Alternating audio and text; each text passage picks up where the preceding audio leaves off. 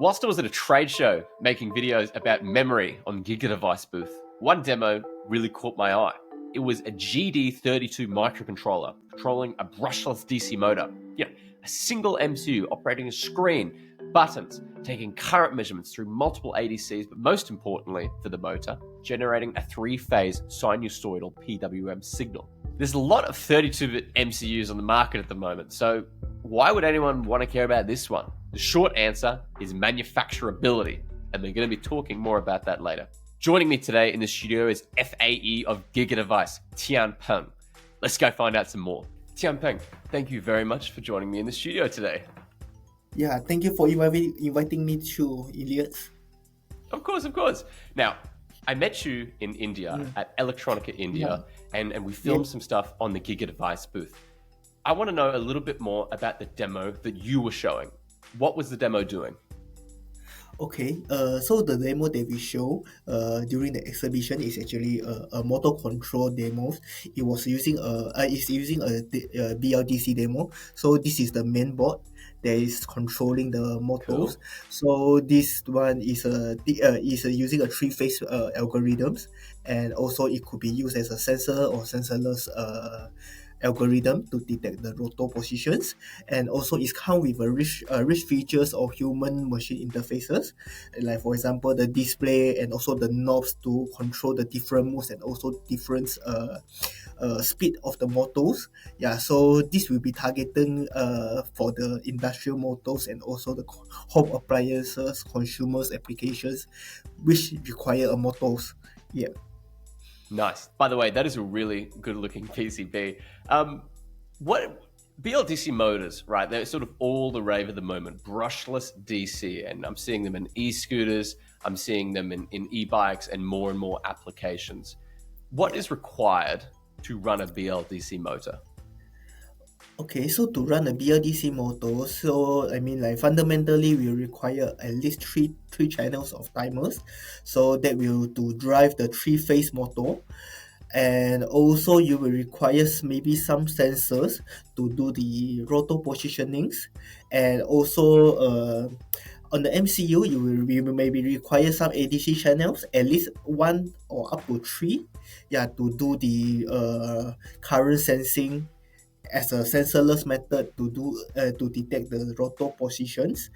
And also you will require some software algorithms such as 6-step commutations, right, to really configure your timers in such a way that it could drive the three-phase motor efficiently. So I think basically timers, ADC, sensorless, these are the major components or requirements that we'll need in the motor control. Great.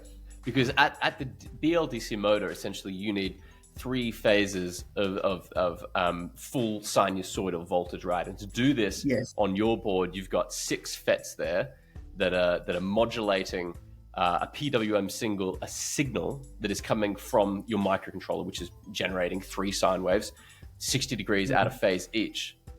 Yes. Oh, sorry, 60? Yes. 120. Yes. It really depends. I mean, if you're using a 6-step commutations, then that will be a 60 degree for each phase. So it's quite an involved demo, because in addition to the sensors that you're running and the ADCs that you're reading in, and your complex digital outputs that are able to control these 3-phase H bridges.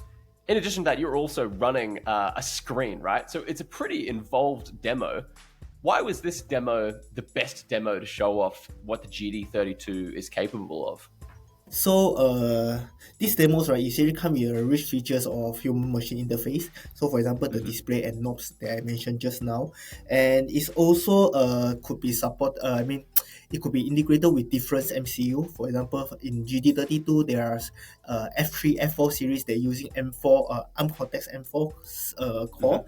This is for the more consumer applications, but also you can extend it to higher end applications. For example, the industrial automations, which having higher accuracies and also higher precisions timers. I've got one question that I think will maybe put it in the engineers' minds why they might want to choose a GD32 next time over any other 32-bit micro on the market. So if you had to pick, what is the single advantage of using a GD32? Okay, so GD32 is actually a general purpose MCU. So I mean there are a lot of players in the market. Yeah, but generally I think our advantage is that we have a very competitive price, and also our lead time is also very competitive, and also we are a fabless company. So that means we are working together with a lot of different foundries in all around the world, and also the OSAT, the testing partners in all around the world, so that we can surely commit to our customers in delivering our products. Yeah. So essentially, anybody who's looking to do something really high volume, right? This is where the Yeah. GD32 shines. Low cost, lots of stock, low lead Yeah. times. Brilliant. IPXs, if you want to know more about the GD32 MCU, we're going to have a write-up over on ipXchange.tech where you can get a data sheet and see if this might be the right MCU for your next project. Tianpeng, thank you very much for joining me today. Thank you, Xiu.